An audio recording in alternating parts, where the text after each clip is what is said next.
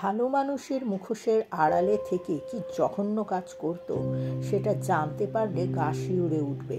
আর সেটা জানতে আজকের মুভি এক্সপ্লেনেশনটি দেখতে থাকুন। বন্ধুরা, তোমরা প্লিজ আমাকে সাবস্ক্রাইব করে দিও, আর যারা সাবস্ক্রাইব করেছো ইতিমধ্যে তাদের অনেক অনেক ধন্যবাদ।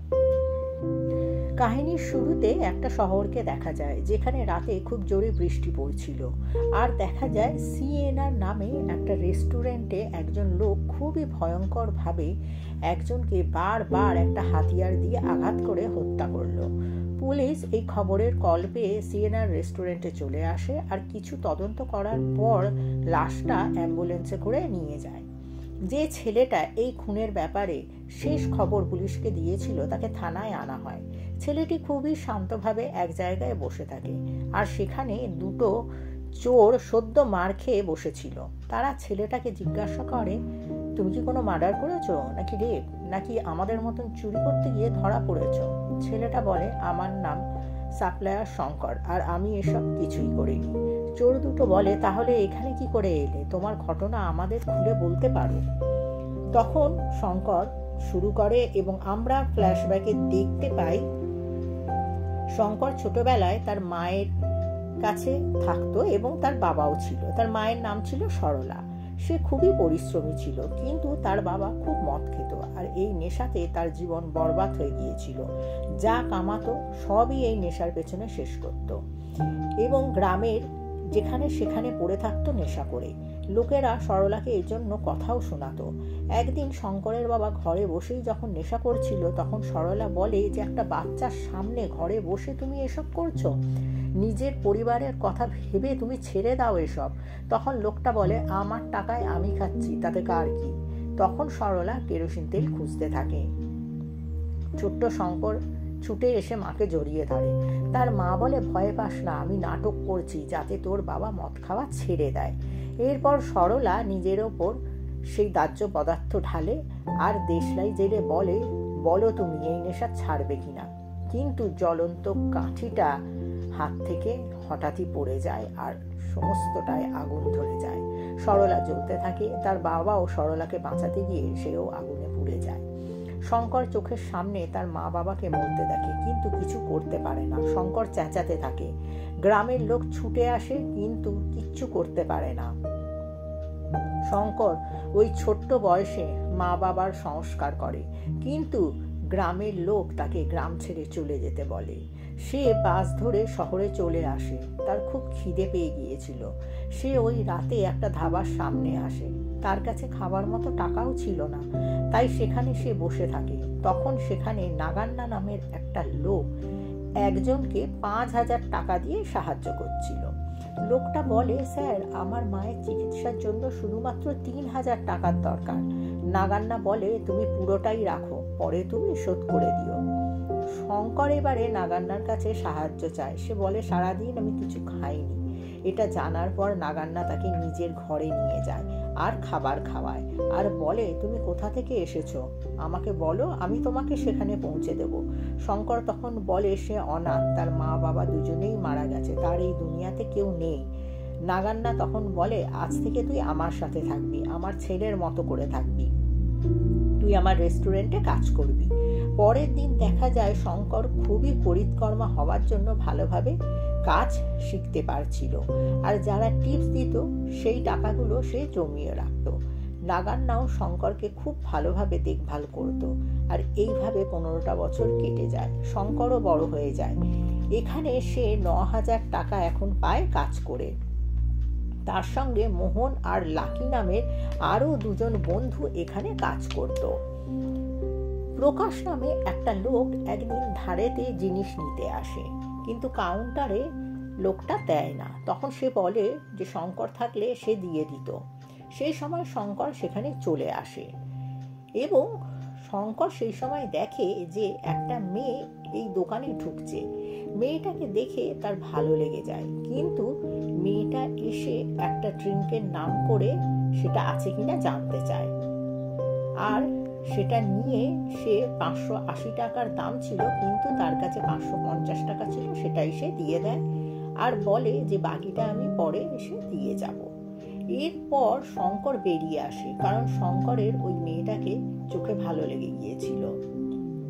কিন্তু বাইরে এসে সে দেখে যে কিছুটা দূরে মেয়েটা রাস্তায় দাঁড়িয়ে ড্রিঙ্ক করছে। শঙ্করের খুব খারাপ লাগে। প্রথম দেখাতেই ভালো লেগে গেছিল, কিন্তু এসব দেখে সে রিজেক্ট করে দেয়। পরের দিন 10-12 বছরের কিছু মেয়ে স্কুল থেকে ফেরার সময় কিডন্যাপ হয়। এইভাবে শহরে অনেক মেয়ে কিডন্যাপ হচ্ছিল। তাদের মা বাবারা থানায় গিয়ে হাঙ্গামা বাঁধিয়ে দেয়। তারা বলে, আমাদের মেয়েরা স্কুল থেকে আর বাড়ি ফিরছে না, আপনারা দয়া করে খুঁজে দিন। অফিসার নারায়ণ তাদের শান্ত করার চেষ্টা করে। সিনিয়র অফিসার অশোক সেখানে আসে আর জানতে চায় কতজন নিখোঁজ হয়েছে। জানতে পারে 5টা স্কুল থেকে মোট 30টা বাচ্চা নিখোঁজ হয়েছে। অশোক তাদের বাচ্চাদের ডিটেল লেখাতে বলে আর বলে, খুব শীঘ্রই আমরা বাচ্চাদের খুঁজে বার করব, আপনারা চিন্তা করবেন না। নারায়ণ ভাবে যে মেয়েদের কিডন্যাপ করছে কে আর কিসের জন্যই বা করছে। অন্যদিকে মন্দিরে শঙ্কর গিয়েছিল আর সেখানেই সেই মেয়েটি এসে তার বাকি টাকাটা দিয়ে দেয়। শঙ্কর তখন বলে, ম্যাডাম আপনার নাম কি আর আপনি এগুলো খান কেন? সে বলে তার নাম পূজা আর সে সেদিন ওগুলো খায়নি।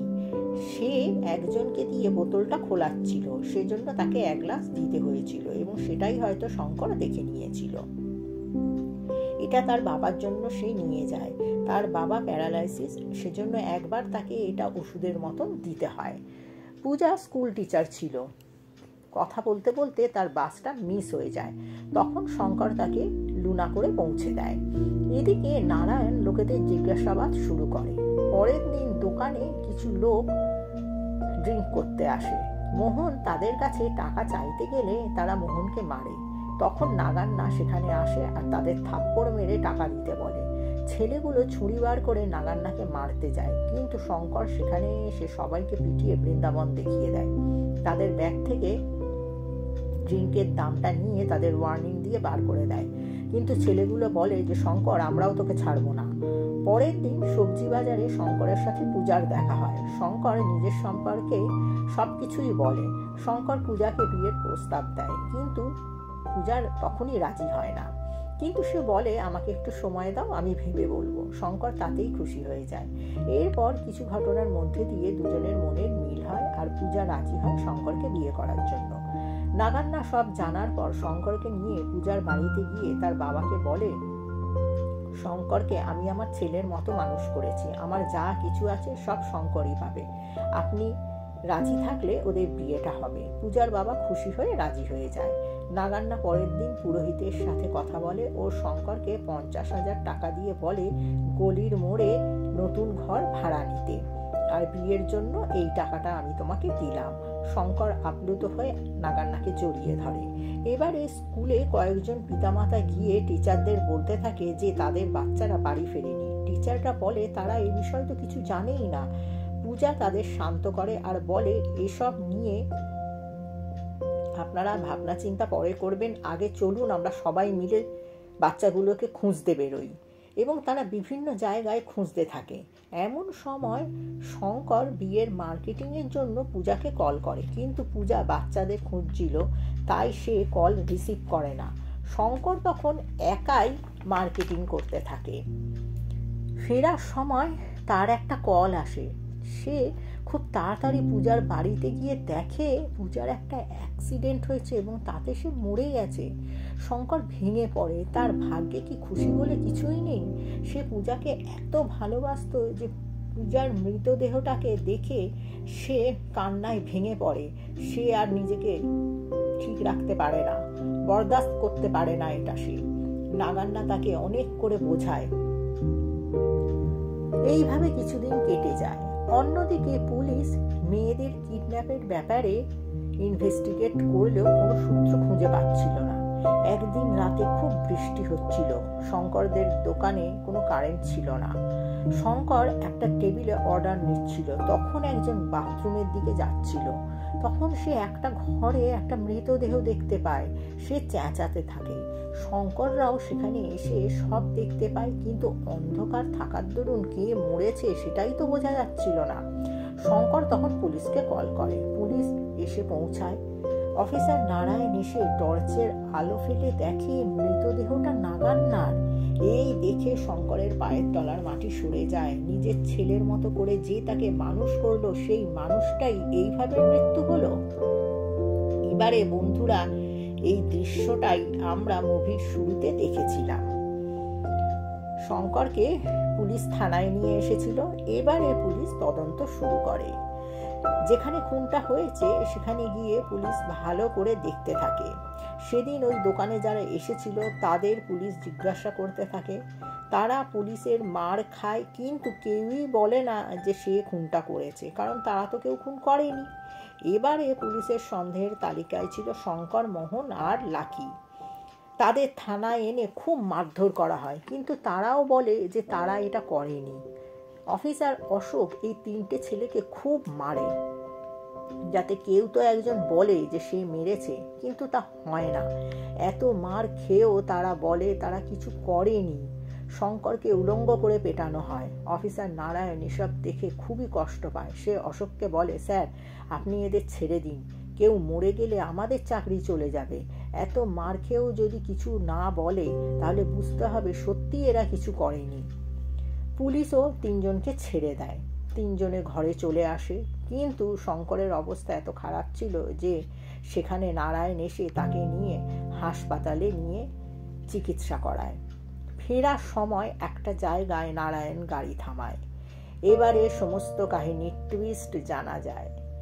নারায়ণ শঙ্করকে এবার বলে, যেদিন নাগান্না মারা যায় সেদিন আমি তদন্ত করতে গিয়ে নাগান্নার হাতের মুঠোয় কিছু চুলের গোছা পাই।